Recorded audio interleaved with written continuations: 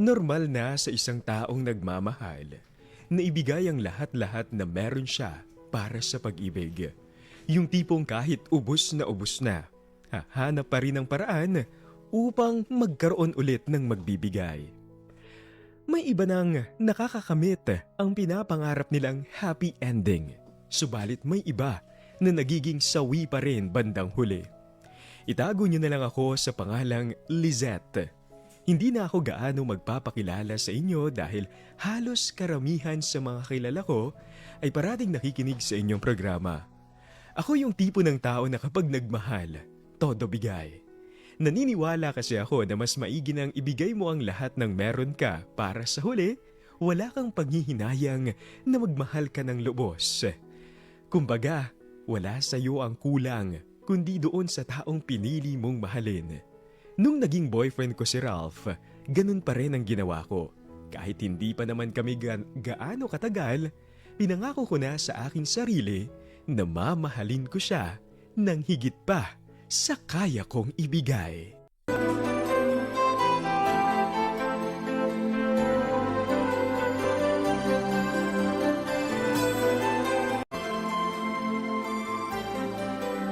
Love, sigurado ka bang ayos lang na dinala mo ko dito sa bahay niyo? Oo naman, bakit hindi? Medyo wrong timing lang. Hindi pala makakarating dito si mama ngayon eh. May importante raw siyang gagawin kaya sa susunod na lang daw niya tayo kikitain. Pasensya ka na ha. Alam ko naman ang pinaghandaan mo ang araw na to. Ano ka ba naman? Ayos lang yun oh. May makikilala pa rin naman ako sa pamilya mo eh. Si Ate Marie Chris. Ay oo, tama. Yan yung pinaka malapit kong pinsan. Alam mo kahit babae pa yan, magkasundo kaming sa lahat ng bagay. Konti na nga lang, iisipin ko tomboy yan eh. Hoy, Ralph, narinig ko yan ah. Ikaw talaga, unang beses pa lang kami nagkita nitong girlfriend mo. Sinisiraan mo na agad Oy, ako. hindi. Totoo naman yung sinasabi ko sa iyo ha. Naku, ewan ko sa'yo. Lizette, ayos lang ba kung sopas lang ang pang merienda ko sa'yo? Ate, okay na po yan. Sobra po yan. Ang sarap pa nga pong humigop ng mainit na sabaw tapos ganito yung panahon. Nako, mabuti naman.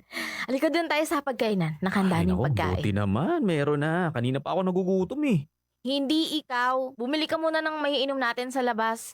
Uy, ba't hindi na lang ikaw bumili? Naku, kanina pa Ay eh. nako, nawala sa isip ko kaya ikaw na. Sige na, bumili ka na doon. Daya naman ito, muulan oh. O di magpayong ka. Sige na nga, akin na nga. Love, saglit lang ha. Kung ano man yung sasabihin sa'yo niyan, huwag mong paniniwalaan. Ay, Labas na, dalian mo. Oo na, ito na!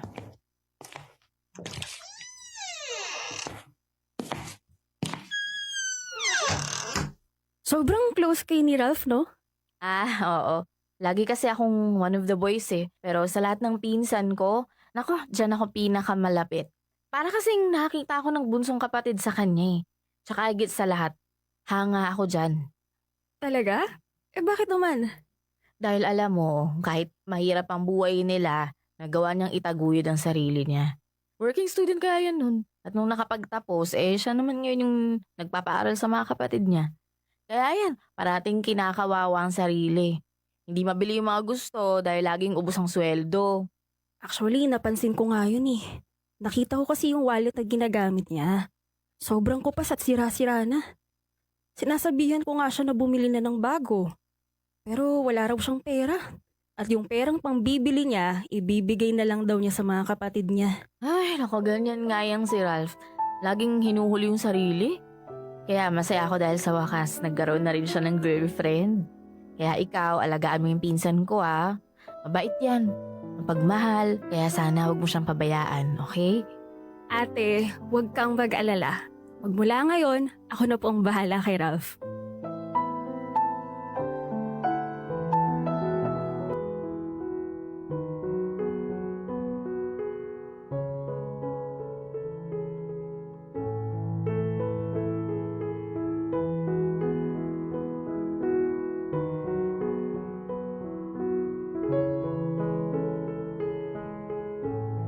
Nang marinig ko ang kwento ni Ralph sa pamamagitan ni Ate Marie Chris, mas lalo kong minahal ang boyfriend ko. Sabi ko noon, kung kaya niyang mahalin ng ganon ang pamilya niya, siguradong ganong klaseng pagmamahal din ang kaya niyang ibigay sa akin. At hindi nga ako nagkamali. Naranasan ko kung paano magmahal ang isang Ralph. Maalaga at malambing. Nakarelasyon ang boyfriend ko. Kahit wala siyang sasakyan, babiyahe siya papunta sa opisina ko para sunduin ako. Ipagmamaneho niya ako hanggang bahay at saka naman siya babiyahe pa uwi ng bahay. Hindi rin nakakalimot yon na tawagan o i-chat ako araw-araw kahit pag gaano siya kaabala sa trabaho niya. At kapag magkasama naman kaming dalawa, ipinaparamdam niya sa akin kung gaano siya kasayang ako ang kasama niya sa araw na iyon. Hindi ko inaakala na habang tumatagal ay mas lalalim pa pala ang pagmamahal ko para kay Ralph. Parati kong nasasabi kung gaano kaswerte na nagkaroon ako ng kasintahan na katulad niya. Simple pero malalim kung magmahal.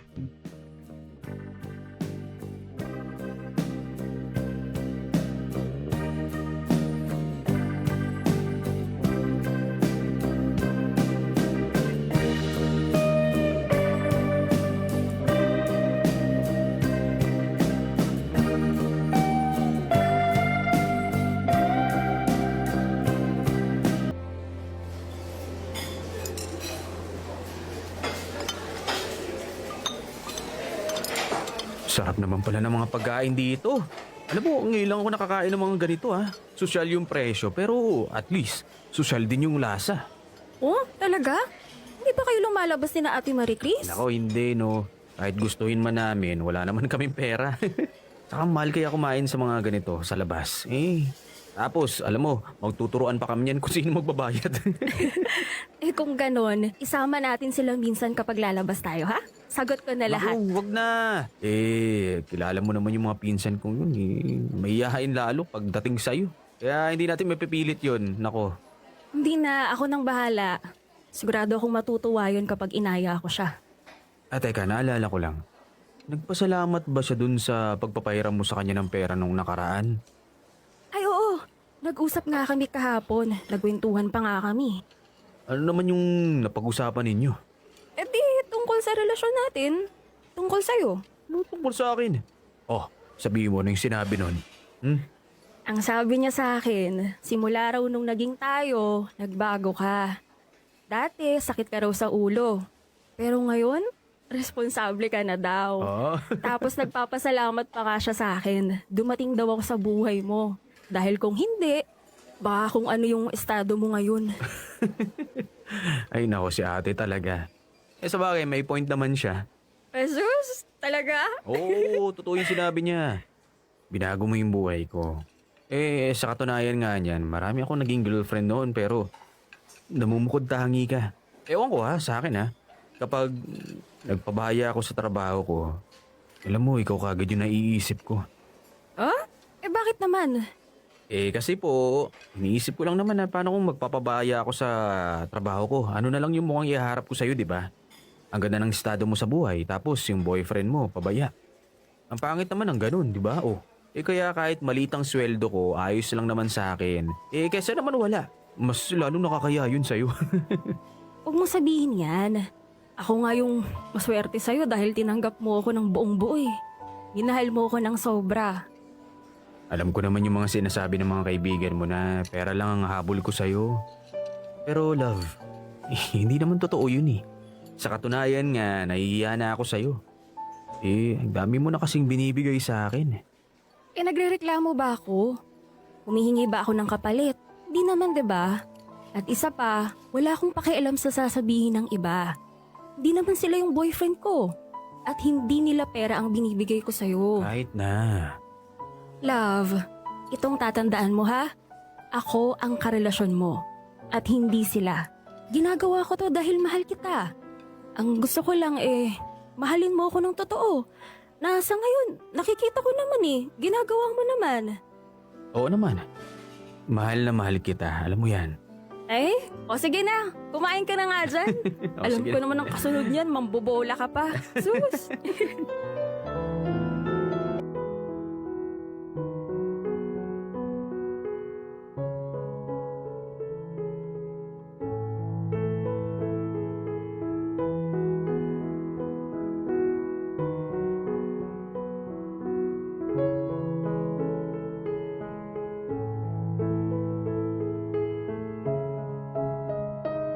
Hindi naman sa nagbubuhat ako ng bangko, pero nanggaling ako sa isang mayamang pamilya.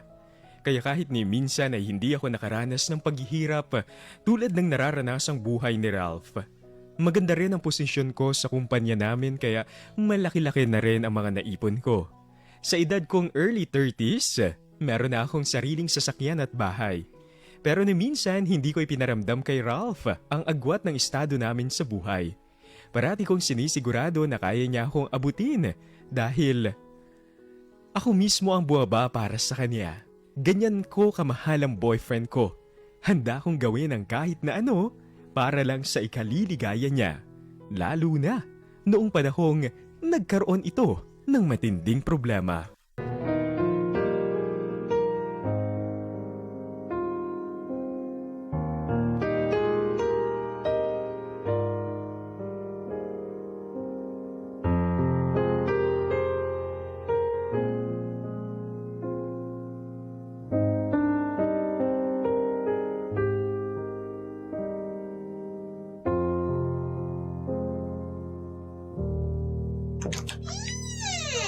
Oh, Lizette, ikaw pala yan. Wala kasi akong pasok ngayon, kaya nandito lang ako sa bahay. Halika, pasok ka. Salamat, ate.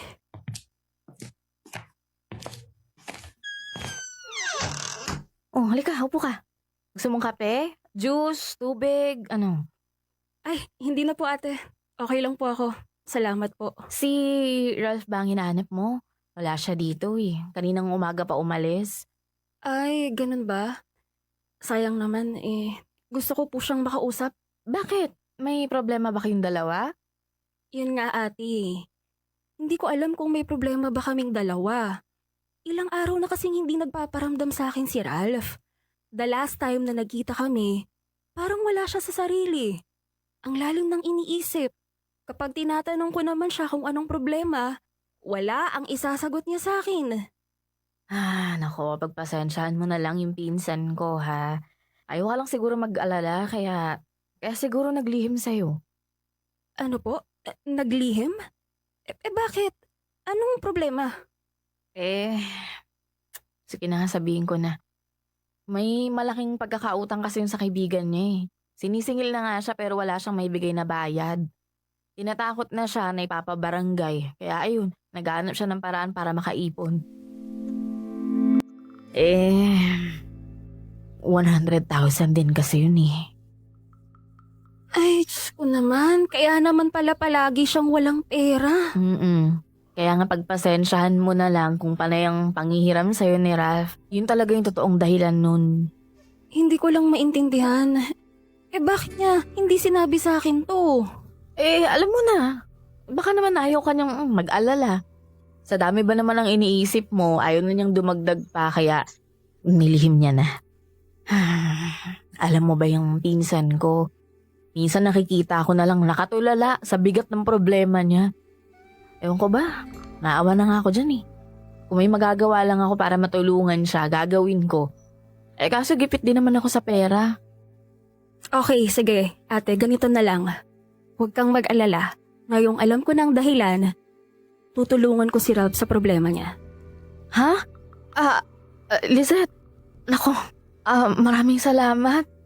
Ang dami na naming utang na loob sa'yo eh. Hindi ko na tuloy alam kung paano pa kami makakabawi. Wala yun, ate. Alam mo naman na parang pamilya na rin yung turing ko sa inyo, 'di ba? At kung sino ang mga taong mahalaga sa buhay ni Ralph, mahalaga na rin sa akin. Ako, salamat talaga, Lizette, ha? Mahal ko si Ralph, ate. At lahat gagawin ko para sa kanya.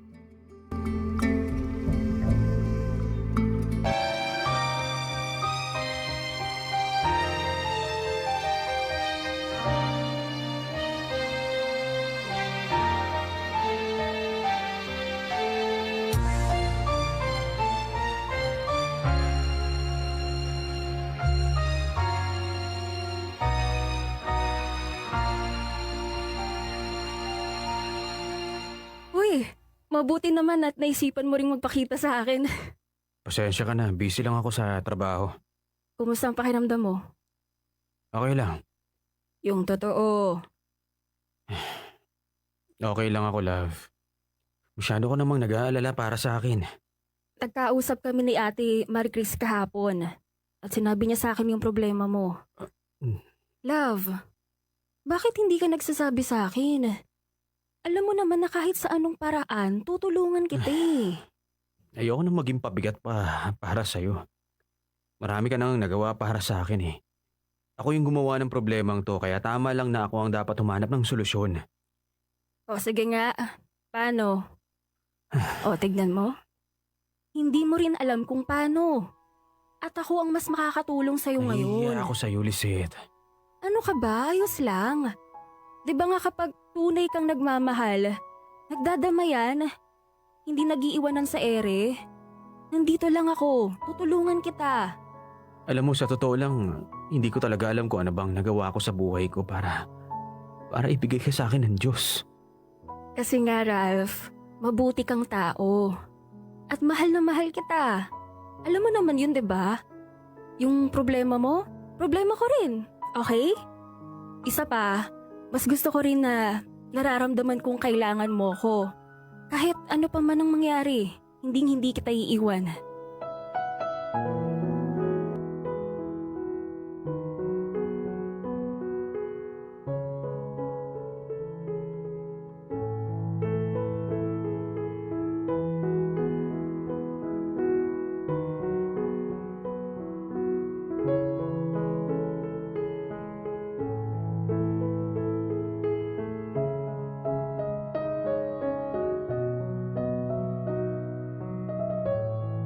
Marahil marami na ang nag-iisip sa inyo ngayon na malaki ang posibilidad na ginagamit lang ako ni Ralph para sa pera. Pero para sa akin, hindi. Pareho naming alam na sa aming dalawa, ako ang mas may kakayahan pagdating sa pera. Kaya kapag nagkakaroon siya ng problema, parati akong to the rescue sa kanya. Hindi ko ugali na magbilang ng mga naitutulong ko, lalo na kung para naman iyon sa taong mahal ko. Dahil sabi nga nila, kapag naitulong mo na, hayaan mo na. Kung talagang bukal sa puso mo ang pagtulong, hindi mo na yun isusumbat pa. At para sa sitwasyon ko, boyfriend ko naman ang tinulungan ko. Tulad nga ng parating sinasabi ko noon kay Ralph, parating nagtutulungan ang dalawang nagmamahalan.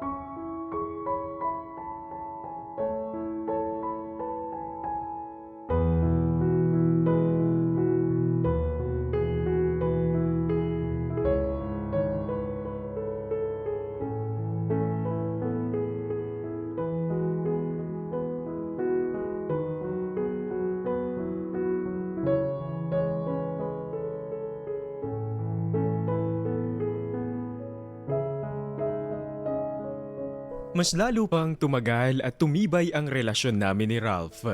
Masaya ako tuwing ako ang una niyang naiisip na hinga ng tulong kapag nagkakaroon siya ng problema. Ibig sabihin lang kasi noon, malaki ang tiwala niya sa akin. Pero syempre, hindi rin nakakaligtas sa mga pagsubok ang pagsasama naming dalawa. Nariyan ang mga simpleng awayan na minsan ay nauuwi sa ilang araw na hindi pag-uusap.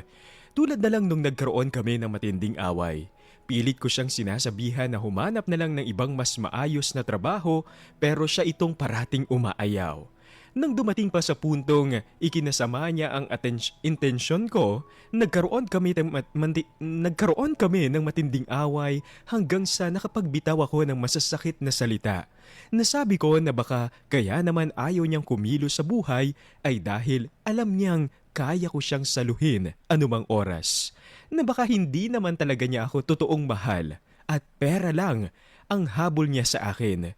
Pagkatapos ng araw ng away naming iyon, ilang araw ko rin siyang hindi matawagan. Bigla akong nataranta noong mga panahon na yon. Natakot ako na baka dahil sa pagiging takles ako ay nawala na sa akin ang lalaking pinaka-mamahal ko.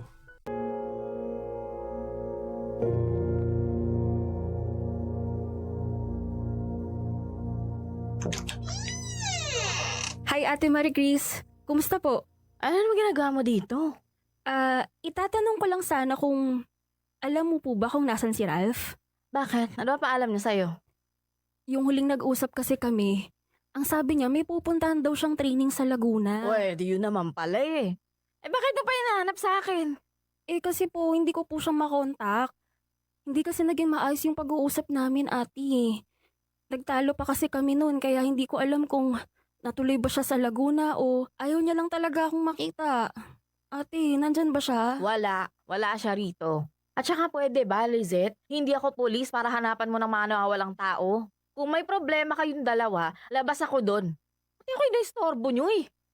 Pasensya ka na ate. Hindi ko lang kasi talaga alam kung saan siya hanapin eh. Nagbabaka sakali lang naman ako kung andito siya. Wala nga. Umalis ka na, pwede. Ini-istorbo mo yung pahinga ko eh. Kabwisit. Ulo, ang sungit naman. Siguro may dalaw siya ngayon. Ay, nakakainis naman kasi tong si Ralph. Umalis na lang ng basta-basta nang hindi pa kami nagkakaayos. Nakapatay pa yung phone niya kaya hindi ko siya matawagan. Susubukan ko na lang siguro ulit mamaya.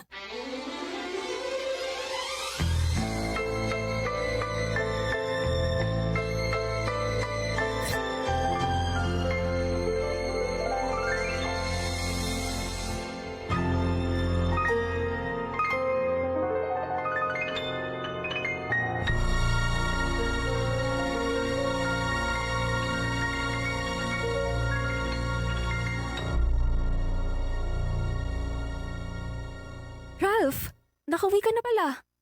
Nung isang araw pa ako nakauwi galing Laguna.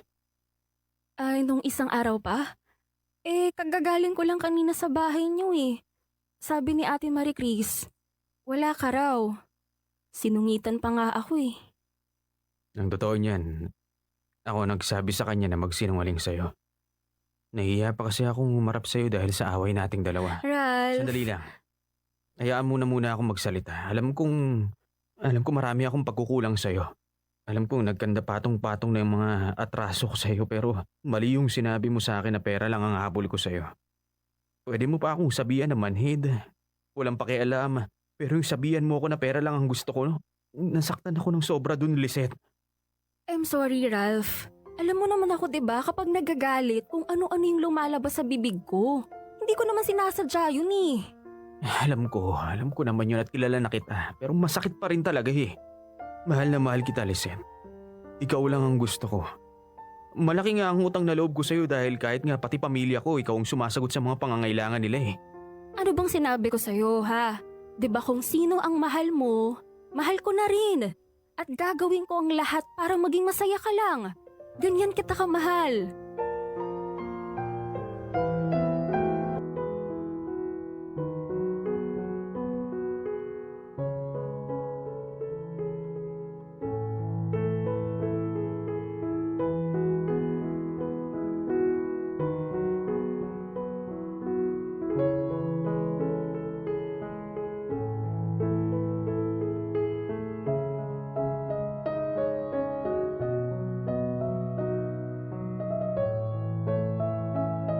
Magmula noon, naging maingat na ako sa mga salitang binibitawan ko lalo na kapag galit ako.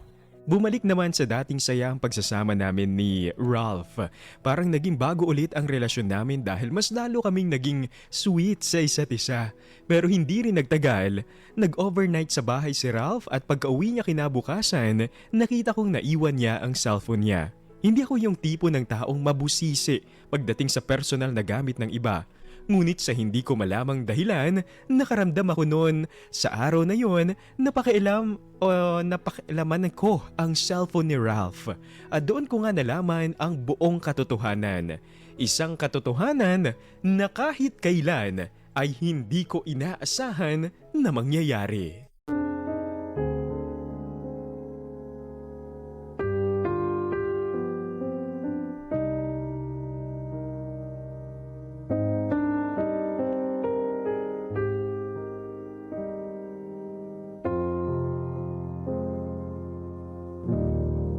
Oh, love. Anong meron at napadaan ka? May pasok ka, di ba? Nag-leave muna ako. bakit ganyan yung itsura mo? May problema ba? Oo, meron. Malaki. Ano yun? Isang tanong, isang sagot, Ralph. May asawa ka na ba? Ano? Anong klaseng tanong? Isan mo nakuha yan? Wala akong asawa, ano ba? Sinungaling! Bakit mo ko sinampal? Ano naman ba ginawa kong kasalanan sa'yo? Ano ba problema mo? O ayan o! Cellphone mo yan, Teka. diba? Paano napunta sa'yo yan? Naiwan mo sa bahay ko. Ano? Sa sobrang burara mo, naiwan mo ang isang bagay na makakapag-booking sa mga kalokohan mo. Hayop! Lisette, At hindi mo pa sinagad, no? Hindi ko man lang naglagay ng passcode. Kaya madali kong nabasa at nalaman na may asawa ka na pala. Chris ang pangalan niya, di ba? Umamin ka na! ano ba? Teka! Pwede bang tigilan mo yung kakampas sa akin? Ay, naku, sakit ah. Magsabi ka ng totoo! Dahil karapatan kong malaman ang lahat. May asawa ka na ba? Patawarin mo ako, Lisette. Hindi ko sinasadya na ilihim sa'yo to. Anak na! Bakit, Ralph? Dahil mahal kita. Mahal? Hindi ganito ang ginagawa ng isang nagmamahal. Hindi mo ako niloloko. Hindi mo ako sinasaktan. At mas lalong hindi mo ako dapat ginagamit. Lisette, patawarin mo ako, please. Hindi ko sinasadyang maglihim sa'yo. Mahal kita, Lisette. Mahal na mahal kita, ha? Oo, kung naman ako iwan, oh. Nasaktan man kita, pero maniwala ka sa akin. Ikaw ang pinipili ko palagi. Paano ako maniniwala sa'yo, ha? May asawa ka na. Anong laban ko doon? At ang masakit pa nito, ginawa mo akong kabit na wala akong kaalam-alam. Lisette, gagawa ako ng paraan. Hiwalayin ko si Marie Chris. Si Chris. Anong sinabi mo? Wala. Diyos ko. Magsabi ka ng totoo. Bakit mo binanggit ang pangalan ni Ate Marie Chris? Huwag mong sabihin si Chris na asawa mo at ang pinsan mong si Marie Chris. Iisa. Lisette. Sumagot ka! Oo! Hindi ko totoong pinsan si Marie Chris. Asawa ko siya. Aray! Hayop ka! Ano ba, Lisette? Hindi ka naawa sa akin! Aray! Wala kang puso! Napakasama mo! Tama na, nasasaktan na ako. At ako, hindi! Pinagkatiwalaan kita ng sobra, Ralph! Pero anong ginawa mo? Niloko mo ako! Pinaglaruan mo lang ako! Ginamit mo ako na parang laruan! Patawarin mo ako. Kahit anong gawin mo, kahit lumuha ka pa ng dugo dyan, hindi kita papatawarin! Tandaan mo yan! Pagsama kayo ng demonyo mong asawa!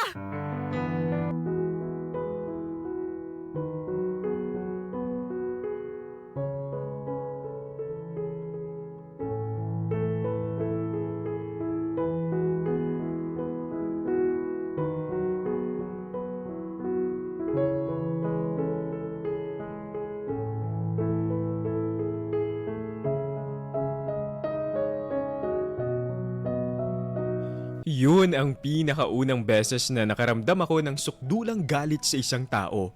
Alam ko na sobra ako kung magmahal, pero hindi ko naman inakala na maloloko ako ng ganoon. Hindi na ako nakapasok sa trabaho noon dahil wala ako sa ulirat.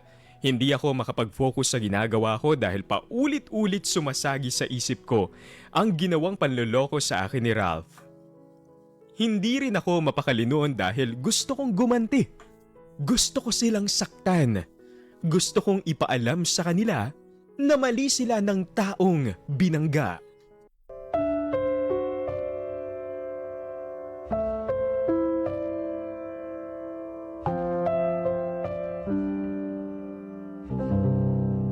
Oh, Lizette, ikaw pala yan.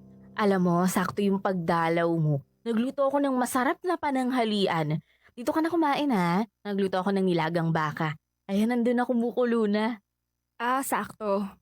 Kumukulo yung nilagang baka kasabay ng pagkulo ng dugo ko sa'yo. Ha? Bakit mo ko sinampal? Ano nangyayari? Kahit na alam ko na ang sagot, gusto ko pa rin sa'yo manggaling eh. Totoo bang pinsan ka ni Ralph? O asawa? Ano sinasabi mo? Lizette, hindi kita maintindihan ni. Ayos ka lang ba? Ikaw! Ayos ka lang ba? Ayos lang bang nararamdaman mo habang niloloko niyo akong mag-asawa? Ha? Ano? Huhulaan ko. Yung pinambili mo dyan sa nilagang baka. Pera ko yan oh. Tama? Alam mo na pala eh. Bakit ka pa nagtatanong?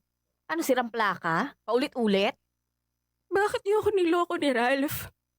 Ano bang kasalanan ko sa inyo para gawin niyo sa akin to? Wala akong maalalang may hindi ako magandang nagawa para sa inyo eh. Naging mabait ako. Mapagbigay. Na inubuso niyo naman. Alam mo, kung hindi ka sana nagpakatanga ng sobra sa pag-ibig, pwede sana hindi ka mapupunta sa gantong sitwasyon. Sana kasi, inalam mo muna kung may asawa na ba yung nilalandi mo. Pero ano ginawa mo? Nagpadala ka sa mga matatamis na salita ng asawa ko. O edi ayan, naloko ka. Hindi ko ba kinikilabutan sa kasamaan na ugali mo? Inosenteng tao. Niloloko mo. Inosente? Ikaw? Paano ka naging inosente? Ikabit ka nga. Hindi ko piniling maging kabit. Yang siraulo mong asawa ang naglihim sa akin. Nasinakyan mo naman. Bakit hindi mo nalang kinumpronta? Mas matatanggap ko pa yun kaysa sa ganito. Eh di simple lang naman yun eh. Kailangan namin ng pera. Mayaman ka. Kaya naisip ko na imbis sumakit yung ulo ko at magalit ako, eh di pakinabangan ko na lang yung pagiging kabit mo. Sabihin na lang natin yun ang bayad sa pakikiapid mo sa asawa ko. Napakasama mo talaga. Wala akong pakialam sa kung anong sasabihin mo ha. Naging mautak lang akong asawa. Ikaw, habang buhay nang nakatatak sa'yo na naging kabit ka. Mayaman ka nga, mapera. O nagpaloko ka naman sa lalaking may asawa na. Sa sino sa atin ang may mas mabigat na kasalanan?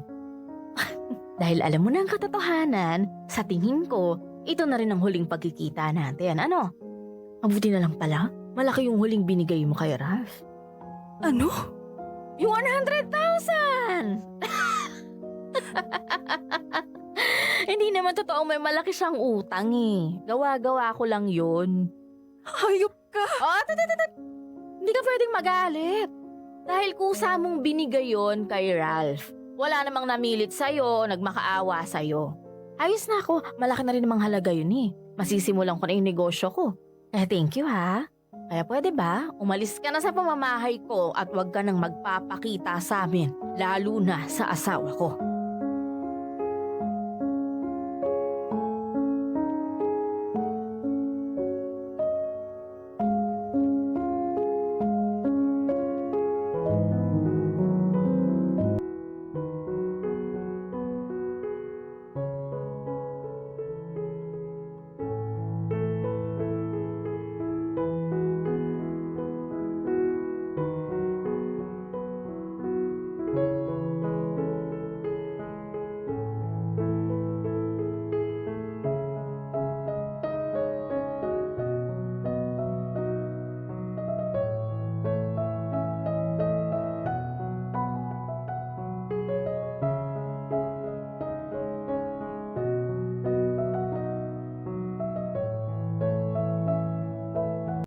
Ako na nga tong naloko at ginamit. Ako pa rin ang nauwing talunan. Ako pa rin ang may kasalanan sa huli. Hindi ko maintindihan kung paano ako pa rin ang naging masama sa kwento naming tatlo. Kung bakit ako ang naging kabit. Wala naman akong alam. Marahil ang naging kasalanan ko ay hindi ko kinilala ng lubusan si Ralph. Hindi ako nakaramdam na may hindi magandang nangyayari sa paligid. Masyado akong nagpabulag at nagpadala sa labis na pagmamahal ko para sa kanya. Hindi na ako muling nagparamdam kina Ralph. Gusto ko pa sanang gumanti pero sabi ko, tama na. Wala na akong ibang gusto kundi umusad na lang.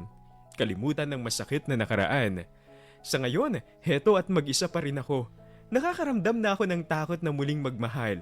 Pero alam ko naman na tanging panahon lang ang makakapagpawala ng nararamdaman kong ito. At sana sa susunod na magmamahal ako, ay yung totoo na. Dahil alam kong deserve ko ang totoong pagmamahal. Hanggang dito na lang at salamat sa pakikinig. Yours truly, Lizette.